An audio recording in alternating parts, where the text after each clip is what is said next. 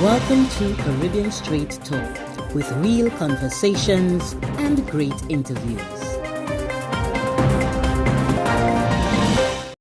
Hi, this is Lima Dunbar for Caribbean Straight Talk. And after every month, we try to do a review of selected clips, I should say, selected clips. And this particular review is like any other. And we want to encourage you to watch all the shows in their entirety because these are just clips. You've got to see the whole show. And the clips for tonight, the first one is with Dr. Lane Rollin, virologist, microbiologist.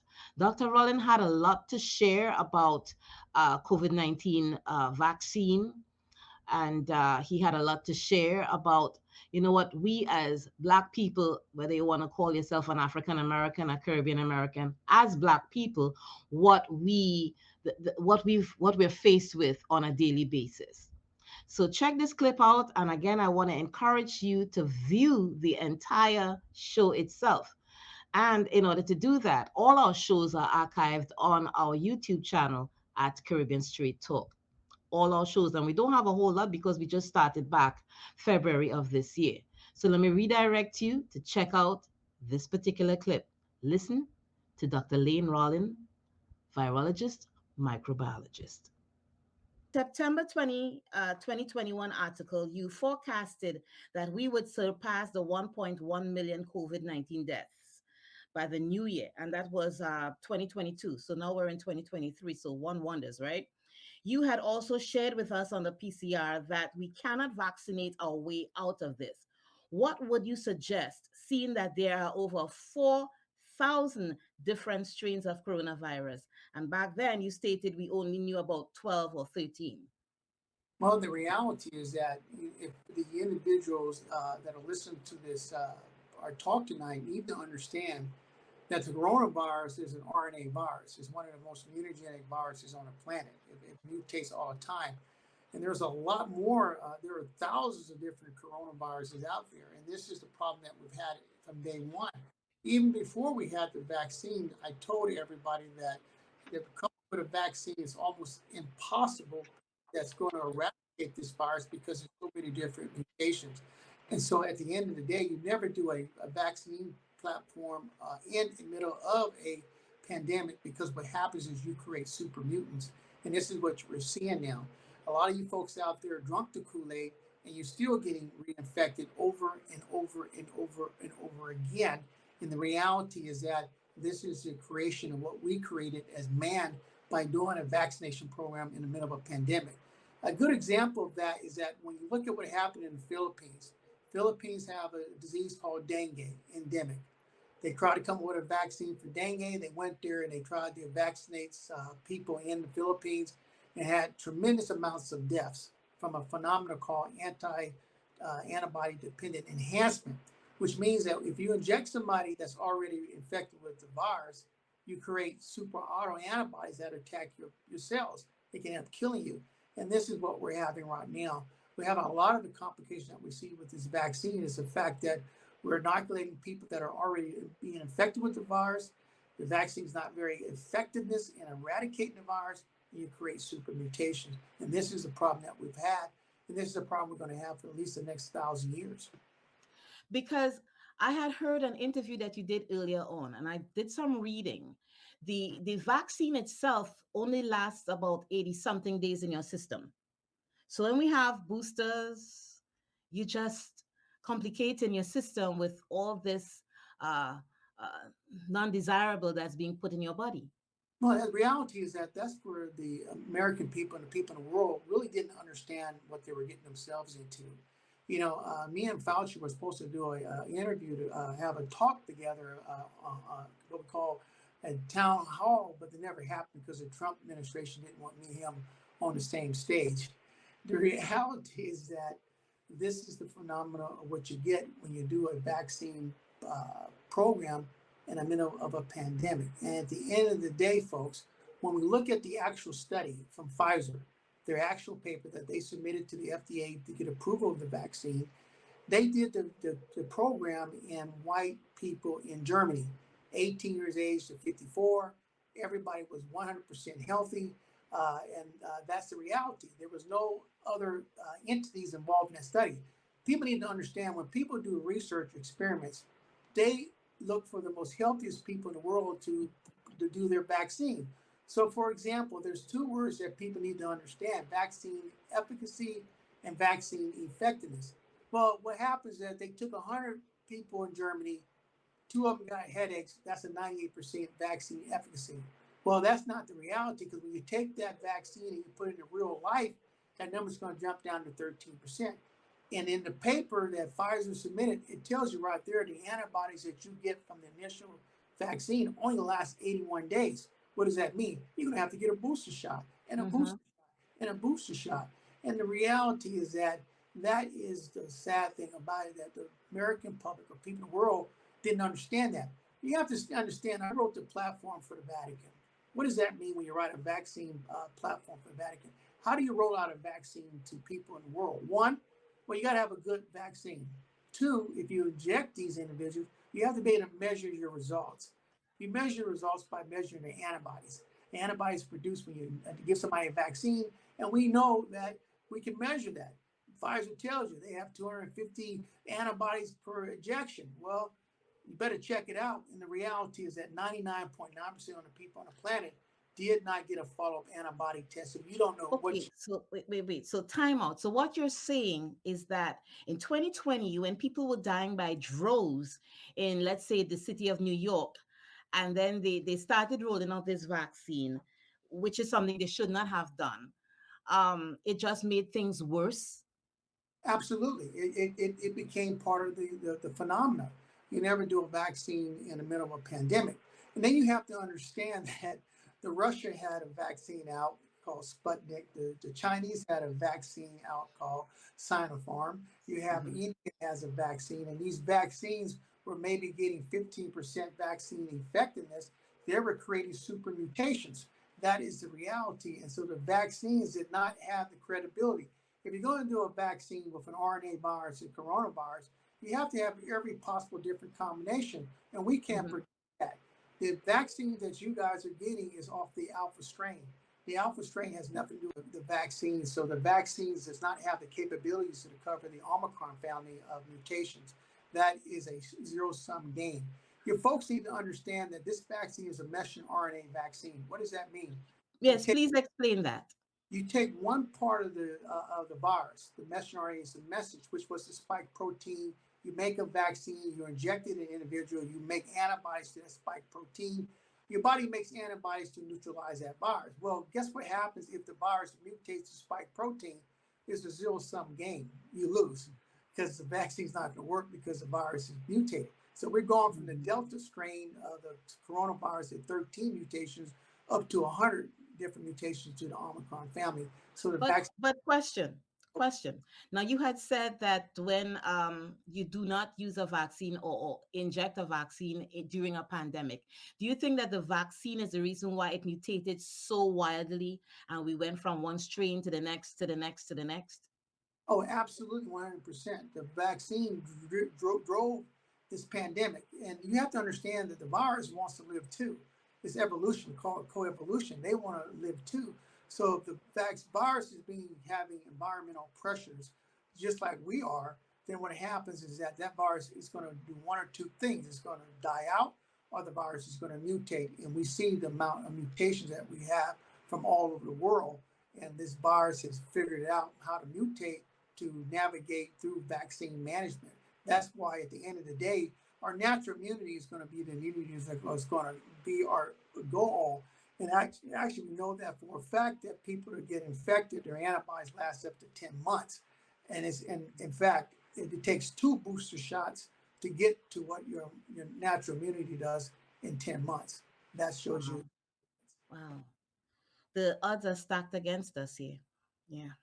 it What is. is, what is immune escape and how does it relate to COVID-19?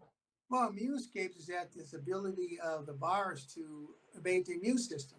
For example, we have HIV, the way it evades the immune system, it lives inside the CD4 cells, the cells that are responsible for augmenting the immune system. It's the same thing with this virus. This virus has the ability to escape our immune systems by mutating. If the virus mutates, then our body cannot recognize it. And that is a beautiful thing about the virus as part of its survival mechanism. That is why if you have a vaccine that only kills 50% of the population inside your body, the other 50% of the virus is going to see it and they're going to mutate. That is a zero-sum game. That is why you do not do a vaccine in the middle of a pandemic, because you create super mutations. Now, I remember when Omicron started, you were on the PCR at that time, and you had said that it a woman that was HIV positive got Right. infected. Right. It stayed in her for. Can you share that story so that way people know how it evolved or mutated to Omicron? Well, at one time, the Delta strain was the predominant strain that was causing morbidity and mortality around the world, here in particular in the United States. Well, that Delta strain got into an individual HIV black female in South Africa. The person did not have any antiretroviral medication. The virus was in that person for about 267 days. That virus got to see the complete immune system and it mutated to become the Omicron with 75 mutation. That's why we've always said that when you're doing this particular virus, it's dangerous to do a vaccine program, especially in immunocompromised people, people that are on chemotherapy, people that are taking medication for rheumatoid, people are taking medication for HIV. Your immune system's down. Your body's not going to be able to fight that virus, period. And if you Mhm. augment that virus into somebody who's compromised, that virus gets to see the immune system and mutate to overcome what we call have immune escape ability to Mhm. overcome our immune system. And wasn't that particular strain the one that was easiest to catch because of how she became infected? Yes, absolutely. And that's part of the genetic profile of the virus. The virus figured out to be more infectious in your nose, in your throat, to be that much more what we call virulent effectiveness. The virus upgraded its game. Well, there's so much to learn about this. And I mean, we're not where we were in 2020, but it's still very intimidating because there's so much more to learn. And we are making the effort to make that information available to people. So I hope that our listeners are paying close attention. Okay, there are certain diseases that are re-emerging in the US that were thought to have disappeared. If so, what do you believe is causing this? And I know dengue is one of them, and malaria. Yeah, well, I mean, this is the reality. Diseases have gone anywhere. They're still there. We're just finding out there are more cases, i.e., we have a 900% increase in congenital syphilis in babies in Mississippi and some of the places in the States. Really? Congenital 900% increase in syphilis in babies being born, which means that these females that are pregnant are getting infected with their loved ones and passing the syphilis to their babies. So it's starting all over again. We also have resistant syphilis now. We have increase in gonorrhea cases. We have, polio, reemergence of polio because of people not being vaccinated. We have measles cases. We have the monkeypox. We have HIV that's resistant, and now we're finding HIV in 13-year-old kids now, and here in the United States. In fact, when we look at HIV, the black male has surpassed the white gay male as the number one person carrying HIV in the United States. Second is black females. That order. So these diseases are here: HIV, monkeypox, respiratory syncytial virus, RSV, measles. These diseases are here, and that's why it's so important that people need to understand the limitations, the positives and negatives of treatment on vaccination. Some of these vaccines that we have are very good for measles and mumps and rubella. Get your vaccine program. Get your child inoculated. And the reality is that as long as we have the ability to treat certain diseases, people should take advantage of that. And I'm talking about really be effective. If I said one treatment that I would recommend for everybody in the SARS-CoV world, or even in the influenza world, is a vaccine called Prevnar 21 or Pneumovax 23, which prevents you from getting pneumonia. Most people that die from the SARS-CoV virus, influenza, or some of the respiratory disease is from pneumonia. And this vaccine, which prevents 98% of cases of pneumonia in you will save your life. And so a lot of people during the COVID situation that I had the opportunity to talk to have gotten the pneumovax to prevent pneumonia. Do you see, I mean, to elaborate on that, do you see that a lot of parents over the past 10 years have chosen not to vaccinate their kids because of, well, yeah, vaccine hesitancy? They've chosen not to vaccinate their kids, and that, I mean, putting to the side the COVID-19 vaccine. But have you seen that? And that's probably why we're seeing kids as young as 13 having syphilis and HIV and all of that in their Oh, system. absolutely. Because what's happened is that, because of the age of the internet, you have misinformation, disinformation.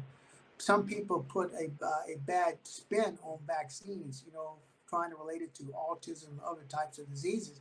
But the reality is that as a guy that vaccinates children in the jungles of Peru, vaccine as a virologist, vaccines has made our society better. It decreases the amount of polio cases, measles, and mumps. There is a place for vaccines, the right vaccine. And so over the last 10 years, we've had this strong noise, people arguing about if it doesn't work, it doesn't work. The bottom line that the vaccines that we do have been very effective in decreasing the amount of disease that we see in individuals. So that's the problem that we've had. And so we have to get back to having this talk like we're having tonight, straight talk. You know, Straight, yeah, straight talk. And while you were sharing that information, another question popped into my mind that I've always wanted to hear an answer on. I should say, get an answer on. Yeah, autism. A lot of parents do not vaccinate their kids because they think that there's a connection between vaccination and autism. Do you have any input on that? yeah, there is a relationship. There are certain people that get the vaccine. Kids are going to have autism. It makes perfectly good sense because you're making when you inject an individual child, you're trying to create immunization. You're trying to create antibodies to whatever particular disease you're vaccinated. Well, guess what? Some of these antibodies will go across the blood-brain barrier into the brain and kill certain cells in the brain of an infant. That is a fact. That's what happens and stuff. And so when you start talking about vaccine, what type of vaccine are you talking about? Live attenuated vaccine? Are you talking about a heat attenuated vaccine? The vaccine platform will determine if an individual is going to get autism because most of these vaccines do have the ability to cross the blood-brain barrier. And that's why a lot of parents are very concerned about it. They should be because the vaccine platforms have changed in the last 10 years. They're not what they were when me and you were kids getting our vaccines, our polio, and our measles and mumps. They've changed the formula. And so by changing the formula, now we're starting to see more autism and the possibility of more autism because of the change of the platform of the vaccine. But just one more question on that, because to me, this is like Russian roulette, because it makes you wonder why is it that some kids become autistic and some don't? It's like, you know what I mean? Nobody can ever answer that question. That's just life itself is a luck of the draw. And you Hmm. hope to God that you're not going to be one of these folks that you have a kid that gets a vaccine and ends up with autism. But everybody has a different reaction. You might have some people that react, they get a vaccine and they have a severe anaphylactic reaction. You get some people that the vaccines work fine. You get some people that get vaccines, they end up with Guillain-Barré syndrome, Bell's palsy. Nobody knows. Life itself is a chance. That's why it's so important as people are getting vaccines, especially this COVID vaccine, you have to have informed consent, which means you understand the ramifications, positive, negative. When I operate on somebody and I say, okay, I'm going to do surgery on you, you can lose your leg, you can lose your life, you can have a reaction anesthesia. You have to be informed, and I don't think anybody was informed on this COVID vaccine platform at all. No, no one was, no one, people weren't really informed. You're right about that. I think back in the 2020, 2021, excuse me, everyone was scared, including myself. So we saw the vaccine as okay, a way out. But the more you look at it, the more you listen to people like you, in particular you find out again that you cannot vaccinate your way out of this, and you can't keep taking a booster. You know, it makes no sense. No, well, the booster is going to do one or two things. It's going to make your immune system worse. It depresses it, and two, you can have some bad reactions that we've seen now with females having problems. We have all types of different guys having heart attacks, young folks, cardiac induced heart attacks from the vaccine. And even the NFL football player, Hamlin, that was a consequence of him having the vaccine. And nobody can argue either other way that that's just a reality. Because 24-year-old NFL football players just don't have heart attacks. There was some type of enticing agent to that. And this is the reality. So this is the new world we're living in. The most important thing is making sure that the individuals are educated, informed. You need to know what's going on, why it works, how it works, where we're going, and how we get there. And that was my next question, and you kind of answered it, but I'm still going to ask it anyway. What have you seen to be the long term effects of COVID-19 and the related vaccine? And you just shared some of it there, where you see young athletes, 24, younger than that, having heart attacks, which is not normal. And we've been seeing that a whole lot over the past year, 2 years. A lot of young people just dropping dead or having complications. Yeah, I mean, it was just last week a major science article came out talking about increase in cardiac events in younger folks from the COVID period. That's the reality. So this is our new world that we live in, and we have to understand that these vaccines, especially the COVID vaccine, has not been tested for 10 years. We know for a fact that people that get the COVID vaccine, a percentage of people have reactivation of their cancer. People have reactivation of their shingles. People Mm. have Guillain-Barré syndrome. They have Bell's palsy syndrome. I can go down numerous of different diseases that people can have long term, even mental fog, increased But But Alzheimer's. but but just a second, Dr. R. You have the effects or the after effects of the vaccine, but you also have the after effects of the COVID-19 itself. Because I've felt a difference in me, in my system, since having after having COVID. To True. me, certain things just not the same anymore. You're not, because this one thing about the COVID virus, the coronavirus, that I think was not explained to you folks, is that there are two types of viruses we have. We have a misogyny type of viruses like herpes, comes every month, or HIV, you can't carry it for 15 years. Then you have viruses, or lytic viruses like the flu or this COVID virus. Lytic viruses, they kill the cells. Misogyny viruses still stay alive. The reality is that when you get this particular virus, a COVID virus, which has multiple trophism, this virus can affect your eyeballs, your nose, your brain, every cell in your body. So, for example, you get infected in your nose and you can't smell anymore. Well, you lost 50% of your nose cells. You lose your taste, you lost 50% of that.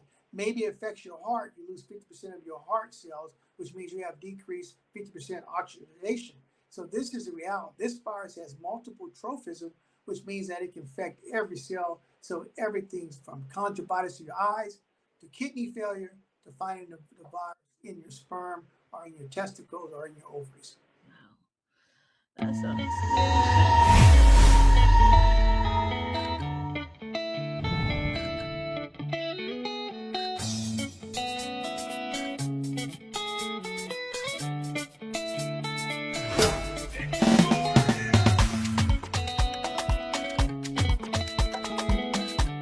This is Professor GT inviting you to join Lima Dunbar along with DJs Code Red and Kevorkian on the People's Chat Room every Saturday from 12 to 2 p.m.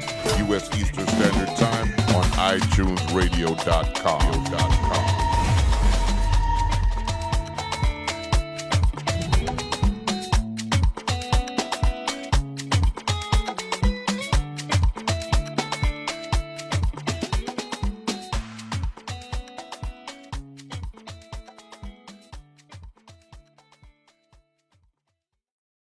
iTunes Entertainment Magazine, where the focus is to bring information and entertainment wrapped in a little something extra that is pertinent and relative to all of us, regardless of culture. Our features aim at catering somewhat to the curiosity in all of us, whether it be business, entertainment, health and wellness, immigration, our youth, and more. So please visit our website at www.itunesentertainmentmagazine.com or itunesentmagazine.com. Also inviting you to check us out on IG and Twitter at iTunesEntMag. And we are back. My name is Lima Dunbar, and this is Caribbean Straight Talk. Our second clip, or I should say at least two clips, because I believe I selected two, is with Mr. Peter Gracey. He is a global Jamaica Diaspora Council representative for the Southern United States. Really good interviews with really good clips, I should say, of the interview that we did with Peter Gracey, Honorable Peter Gracey. As always, we wanted to check out the entire show on our YouTube channel. This interview, as with the others, from beginning to end, filled with information, filled with perspective. You're going to really like this. But check out these two clips that I selected of Mr. Peter Gracey. Or let me rephrase that, Honorable Peter Gracey. That term for? 3 years. Wow, okay. All right. Okay. I want to advocate to bring. I want to advocate to cut it down to 2. Why?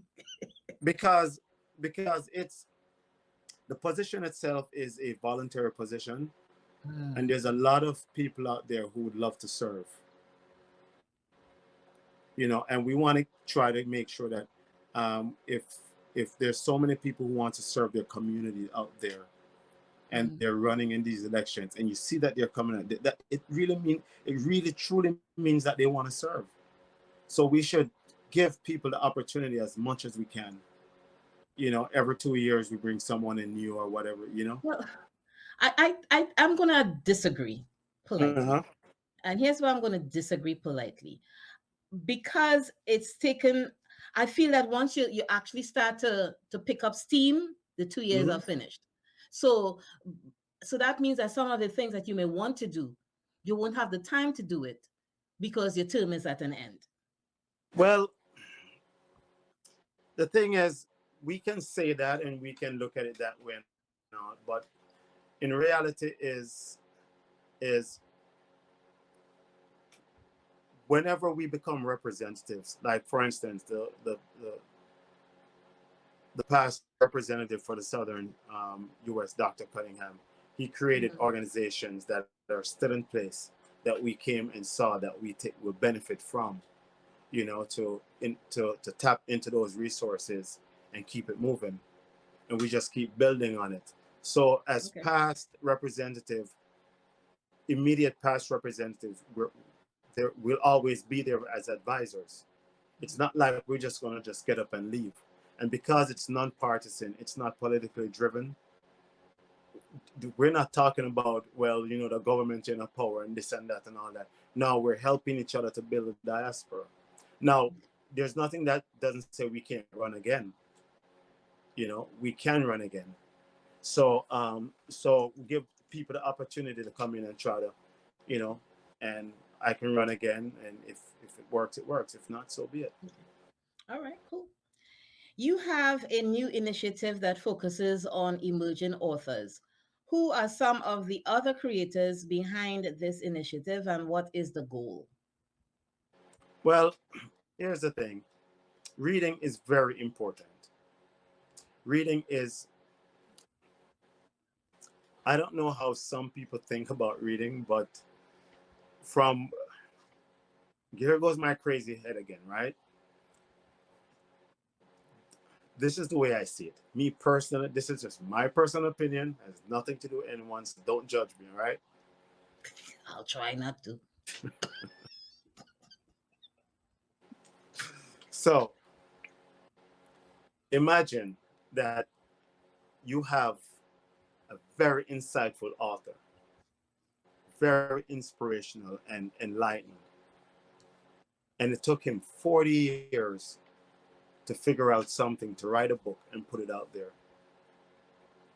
I can read that book in 2 days and take that journey of 40 years with that author without actually physically being there to experience what he went through to get there, So I can now get in his head and I can figure out how to maneuver myself, based on the situations that he went through and the experiences that he had without actually going there myself, And why it's so important for me also is that probably in the next 2 or 3 years, a lot of these children aren't going to be reading. because most of everything that's going to happen is going to be generated through artificial intelligence. So we have to get back into this book thing. We have to get back into this reading. We have to monkey see, monkey do. We have to show our kids that we still read, and in turn, they will read. We have to. These are things that we must get involved in. There's no choice when it comes to this, because there's always this little thing, this little joke that they always, and to me, it's not a joke, that they always say, if you want to hide something from black people, you put in a book. That's, to me, that's not funny. And I see where, though, it's actually pans out to be true for the most part, because a lot of black people, as far as the demographics, don't read. And it's even getting worse, because everyone phone head is down like this in their phones 24/7s, scrolling, but no Aimlessly. one opening a book and their head is going left to right or right to left. It's just focusing on this thing, just scrolling up and down. And in reality, that's not healthy. So I think I have a duty to actually, if I can even get one child to read a book for a year, I feel I'm successful. Well, everything that you said there, I totally agree. And as a nerd to probably another nerd, let me say this. Nothing is better than opening a book, and a brand new book, and smelling the pages. Oh my God. All right. What does Black History Month mean to you? Well, the importance of celebrating Black history as a Jamaican leader of the diaspora. In that capacity, I would say, to me, it's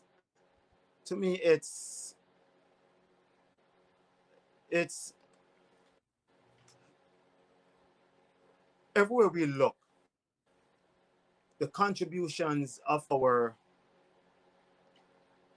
African and Caribbean ancestral heritage to the world is undeniable. Although we have made a lot of leaps and progress over the decades, there is still much work to be done, and to recognize and celebrate the history of our ancestors. And it's essential that we recognize and celebrate our African and Caribbean heritage, not only because it's a source of pride and knowledge, but also because it helps us to identify with our own culture and to understand the role of our forefathers, um, the, the, the roles that they had shaping our societies all over the world. For example, our ancestors, their tireless efforts and determination over centuries to survive and overcome the tragedy of slavery is inspirational. And these things we cannot forget. It must not be forgotten. When we when when we when we celebrate and honor our Black history, it can help to build bridges between cultures and foster understanding and respect. You know, it can also open up dialogues about our history and the struggles of our ancestors. There's a lot of things when you really think about the Black. We look, first of all, let me say this: we have to ensure that our celebration of our history includes honest dialogue and about the past, and one that recognizes both the sufferings and the triumph, that we recognized over the years. In addition to this, celebrating our heritage helps to promote our cultural values for generations to come. We have to keep celebrating it. Just like the reading, we have to keep reading. So just like we're celebrating this culture, we cannot stop. We cannot let people force us to say Black history doesn't make sense, and this and that and da da da da. You know, we have to keep celebrating it, whether it's just a month or it's the entire year. But these things are especially true for Jamaicans and other Caribbean nations who have a rich and diverse cultural legacy to celebrate. So we can use our culture to build bridges, show solidarity, um, um, we show solidarity and just unite people from different backgrounds and experiences. Our shared heritage binds us together and provide us with a platform to create meaningful changes in our community. It's really important that we get these things in our head. You can look outside. You just once you can say, this is who I am, that's it. You can't change the fact that we're black. And this is it. Listen, this is such a passionate response. I really appreciate that, simply because I don't know, when you ask someone a question like that, you sit down and you wait to hear what's going to come back at you. And I was pleasantly surprised. So thank you very much. Mhm. So the next What question I have What kind were of you taps surprised? into what you said. What were you surprised about? Oh Lord, he You had to surprised ask about that, my right? answer? You surprised No, about my answer? well, I was pleasantly surprised about your response. Well, you doubted me. You know, say I'm what just now? messing. I'm just messing with you. Also, it's your turn to mess with me. All right. Okay. Have at it. Okay. So I have a question that I'm gonna ask, and then we'll take a break on the other side of that question. What are your thoughts on African American students? I'm sorry, African American Studies AP classes being blocked in Florida until certain topics are taken out of the curriculum. What are your thoughts on that? I.e., we're talking about the governor of you know where. Listen, there's nothing to think about. This is a no-brainer. There's absolutely nothing to think about. Because I've seen some things that have been introduced into the classrooms over the past few years, and I'm not even sure why they would even think about taking this out while those things are going in.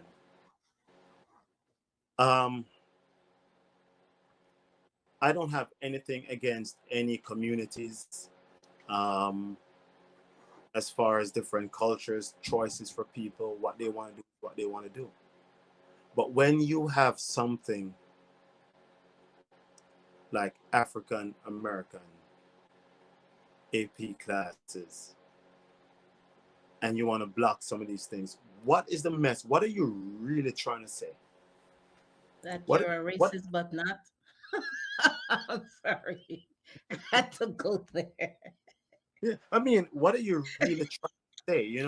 What is the message you're trying to send? Because the thing is, most of the time, it's not what you do. Sometimes what you do may create a mess, and people be talking about it. But there's a machine going on in the back that no one knows about. There's this thing turning in the back. Monies are being exchanged. People are talking, lobbying, this, that, while people on the front fighting for all these things. But in the Well, back, I see this as his way of trying to cancel. When you talk about the term cancel culture, this is cancel culture here. Literally canceling our culture, because it has been known that when a people or people can't remember or don't know anything about their history or their culture, what happens? hmm yeah. And unfortunately, a lot of us is at that point right now as we speak. A lot of black people, I should say, including a lot of Jamaicans, in my opinion, is that they would say that's wrong and we can't do that and that crazy and this and that. But at the same time, you have these guys going around bleaching their face. They Boom. lose the identity here, but they're fighting for it over there. It don't make sense. Mhm. You need to know who you are as a You whole need to know who person. you are. You Yes, need to you know who can't you are. fight for one over here something here, do something else over there. So it don't make any Mhm. sense. You know, um, you have people over there. They you have some people over there. They're ashamed that their nose is broad, but at the same time they're fighting to keep this AP class. You see, a lot of these people that you find doing these things, I don't want to call any particular race or anything. They Mhm. know that we're confused. They know that we're confused because They they know know that that we're confused and they're trying to tap into that, because the when you're tap into divided, you can conquer. by divided you can conquer. They know we're Mhm. confused, and they know you're confused when when you're just living comfortable and you don't even have a community of your own. For instance, let me give you an example. Have you ever seen an Asian person going into buy jerk chicken or going to a black store buying anything. You don't see that. But you see a lot of black people going to these stores buying hair products and these in all these stores and going to these Chinese fast food buffets and all that. But you ever see them come into your store? You don't Nope. see that because Nope. they created this community that's working for them. And we cannot have that community because most black people spend their money in these Asian places and they don't spend money with us. Hey, it's your girl, Coach Lady Mia, inviting you to check out some shows on Glow 365 TV, starting with yours truly, The Mia Allman Show, Holistic Health Show with Coach Dawn, Sisters of Faith with Coach Lady Q, and The Sophie G Show with Coach Sophie G. Streaming on YouTube at Glow 365 TV shows every Tuesdays at 7 p.m. Eastern Time. Also, rebroadcast on Caribbean Rhythms Radio online at crrnetworkinc.com every Thursdays at 7 p.m. Eastern Time. Hey, it's your girl, Coach Lady Mia, asking you to join me on The Mia Allman Show, presented by Official Woman of Culture, every Sunday from 5 to 6 p.m. on iTunesRadio.com, as we share honest conversations with individuals on how to master self, maintaining self-care, topics that affect women mentally, physically, and spiritually, while celebrating our cultural heritage, these and much more. This is a conversation you don't want to miss. Also, don't forget to like and subscribe on YouTube at Glow 365 TV shows to watch all our current and previous shows. You can also visit us online at www.glow365.info. Why, in your estimation, does it appear that many Caribbean Americans within the diaspora do not appear to understand that our history is intertwined with that of our African American brothers and sisters? What do you believe can be done to further assist with allowing this alliance to occur and engage? For me to give you an answer and say this is the solution, I would be lying to you. And the reason why I said that is because I think we have people like Marcus Garvey who came here and tried his best to get a lot of things done. And look what happened. He got deported. Mhm. You know, you have people like Malcolm X and Martin Luther King, Dr. Martin Luther King. We have so many influential leaders that show up and keep beating into the heads of people and say, look, do this, do this. The Honorable Minister Louis Farrakhan, the Honorable Farid Muhammad, the Honorable Elijah Muhammad, um, all these influential leaders, they'll come and say, look, look, do this, do this, do this. But the system knows how to hold on to the black people. The system knows how to take a hold of them and shake them up. And no matter how we try to beat into them and say, stop doing this, stop doing this, it's that they can't get it. They can't get it. You know why?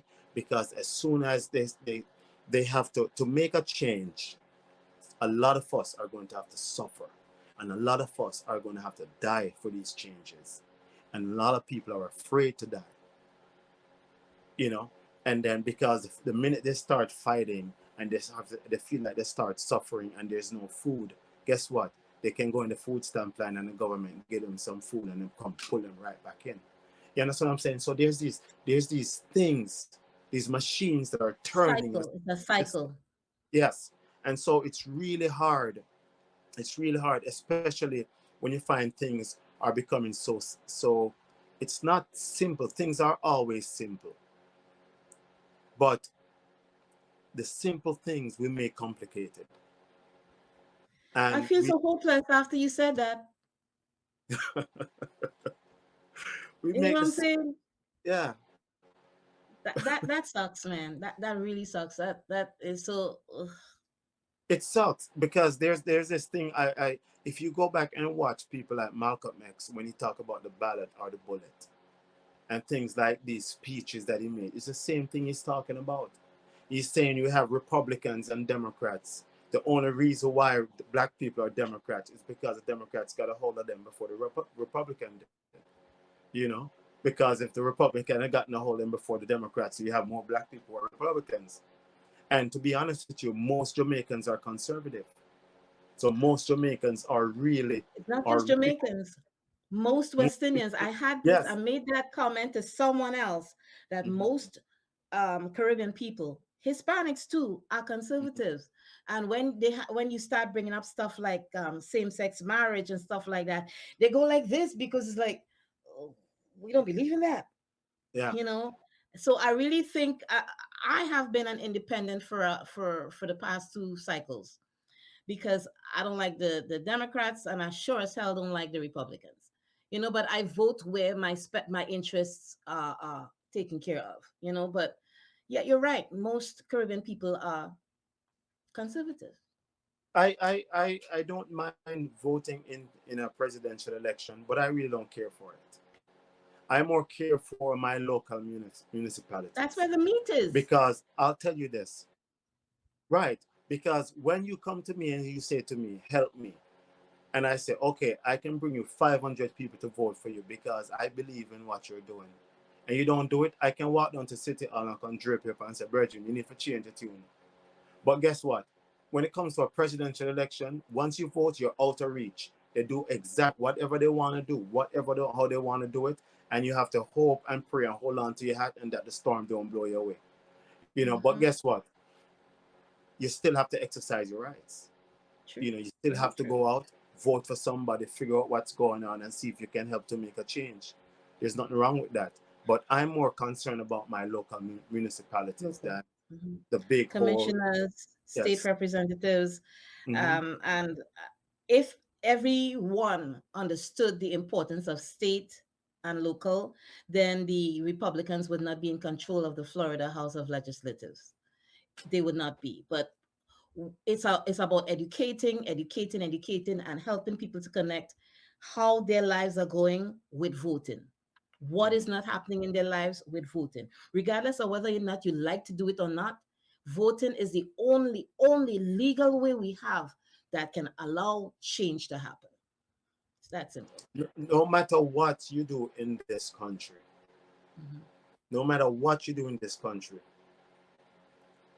you will always have that voice to vote.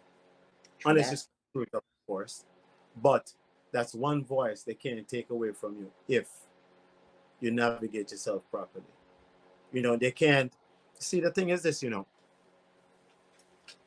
and forgive me for saying these things because I try not to bring some of these things out because it may not have to do with the Global Jamaica Diaspora Council.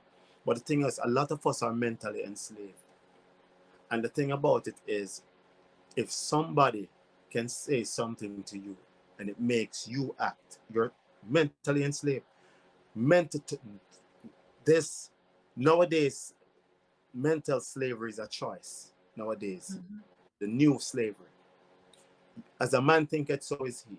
So is And he. the thing about it is, I can say to you, Lima, don't open your mouth and don't say anything because what you're gonna say is wrong, and you're gonna say, okay, you're enslaved because you can probably cannot control everything out there in front of you because that's external.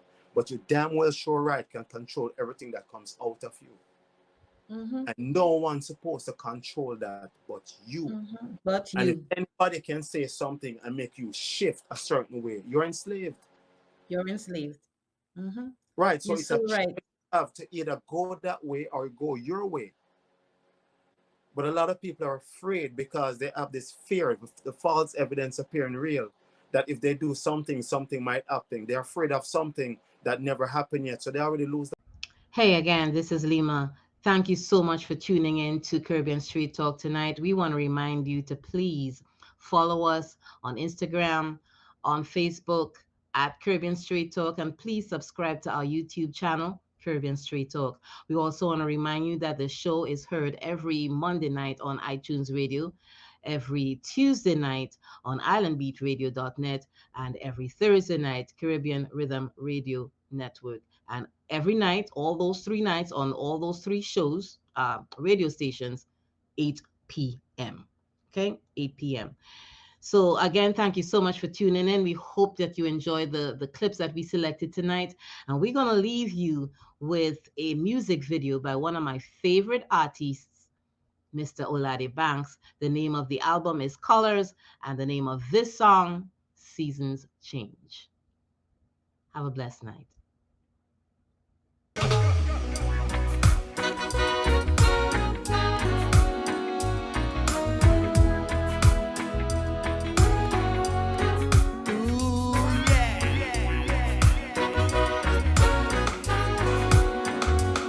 You gotta know the times we're living in. Know the times we're living in. There's a movement in the air.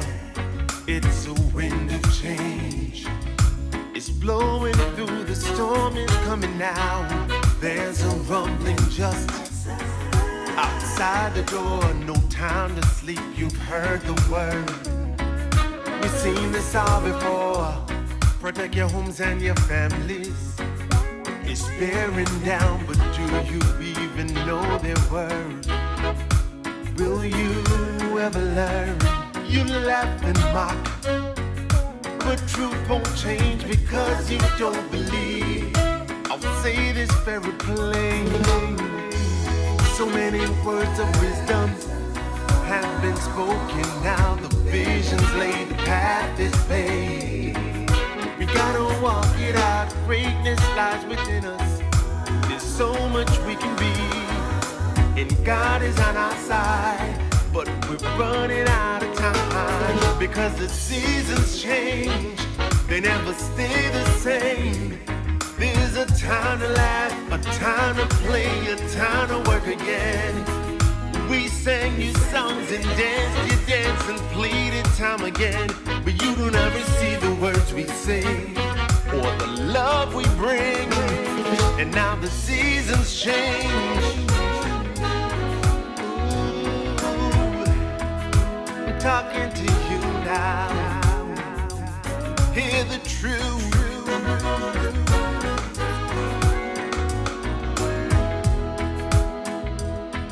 Oh, the storm is here that can't be denied. We just can't sit and watch. We must refuse to just step aside. Do you know who you're born to be? Descent from kings and queens, more numbered than the stars spread across the sea. Are we to build a great nation? We gotta have collective work, Ujama and Mokumba. Imani Mia, yeah. Just meditate a while, you see. It's alright in your hands. I'll say this once again. So many words of wisdom have been spoken. Now the vision's laid, the path is paved. We gotta walk it out. Greatness lies within us. There's so much we can be, and God is on our side. But we're running out of time because the seasons change. They never stay the same. There's a time to laugh, a time to play, a time to work again. We sang you songs and danced, you danced and pleaded time again. But you do not receive the words we sing or the love we bring until the seasons change. For in the new life I shall rise up with God's grace and blessing. To lead the millions up the heights and the triumph that you will know. The seasons change. My heart is breaking for you. You're running out of time. You're running out of time.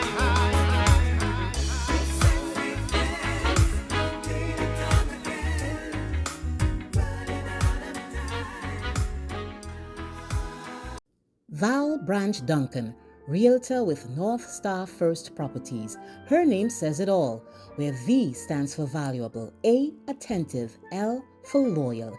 If you are buying or selling properties in the Caribbean and North America, Val can help.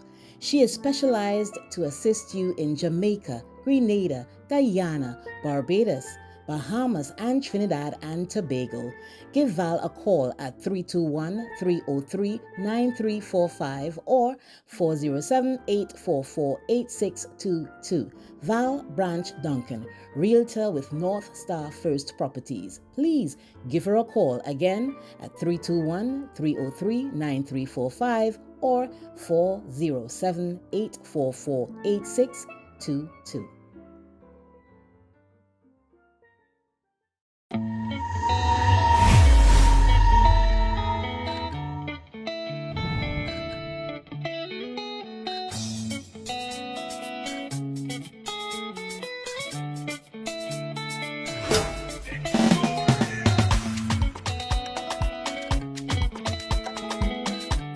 This is Professor GT inviting you to join Lima Dunbar along with DJs Code Red and Kevorkian on the People's Chat Room every Saturday from 12 to 2 p.m.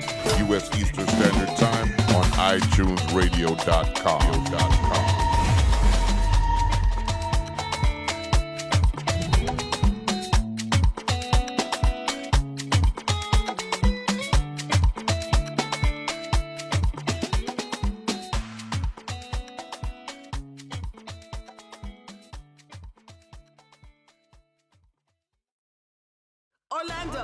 Orlando, the queen of soca is coming. Culture Fed crew, get ready for Patrice Roberts. Like yourself. Look where we reach again. End up in a party in the streets again. Saturday, May 27th, 2023. Patrice singing all her hits. I go drink water and mind my business. Patrice Roberts. Oh gosh, you're sweet. That is what I have been falling out. Patrice Roberts. Carry on, baby. Alongside the A-Team Band, Orlando Carnival Weekend. For tickets and more info, call 352-874-3304 or get them online at culturefedweekend.com or eventbrite.com. Make I go love you, Jaja, Jaja, Jaja. Make I go love you, tender, tender, tender, tender. When you need a professional stager to make your property more appealing for your target buyer, look no further than Zep Bolai Lawrence, Realtor and Property Stager with Fuchsia Realty Group. Give her a call at 321-689-3467 or email her at zepbl9@gmail.com. Zep Bolai Lawrence, Realtor and Property Stager with Fuchsia Realty Group. Give her a call, 321-689-3467. Been here since day one. Hey, it's your girl, Coach Lady Mia, asking you to join me on The Mia Allman Show, presented by Official Woman of Culture, every Sunday from 5 to 6 p.m.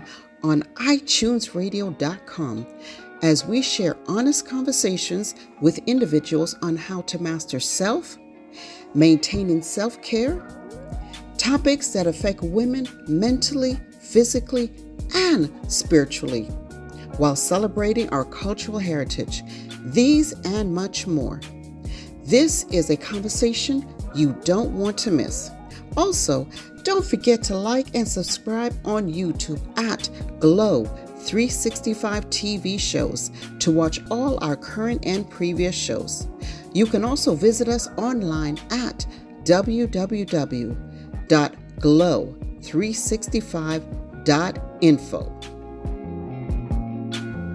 Caribbean Straight Talk, streaming on iTunes Radio, online at itunesradio.com, Mondays at 8 p.m. Eastern.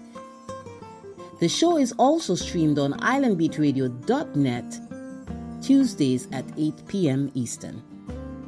Inviting you to please join us every Thursday night from 8 to 9 p.m. right here on Caribbean Rhythms Radio Network.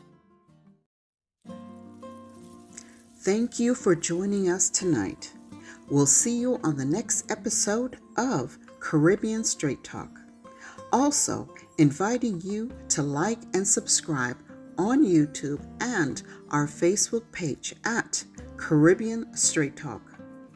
This show is executive produced by George Boussard Jr., Lima Dunbar, Mia Allman, and music by Theron Shaw, guitarist, and powered by iTunes Radio and Quillyworks Empowerment Broadcast Network.